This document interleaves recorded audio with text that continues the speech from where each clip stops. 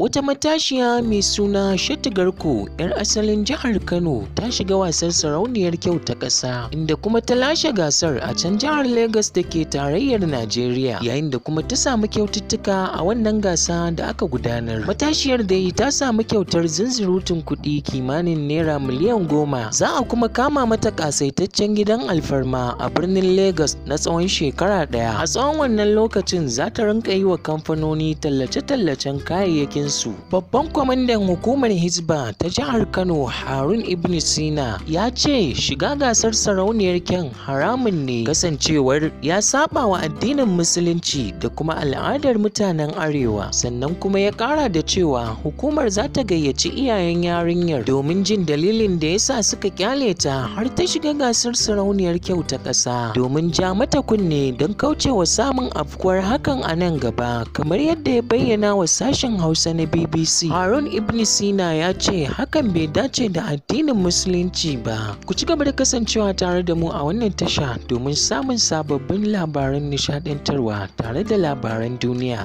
Kuma kar ku manta ku danna mana alamar subscribe tare da liking a wannan bidiyon. Mun gode. Tsohon daraktan nan na masana'antar Kannywood mai suna Hassan Gis ya ce nan ba da jimawa ba zai fara sakin sabon bidiyon sa mai nisan zango. Daraktan dai ya bayyana hakan ne a shafinsa na Instagram, inda ya fara sakin karamin bidiyon da za a haska nan gaba.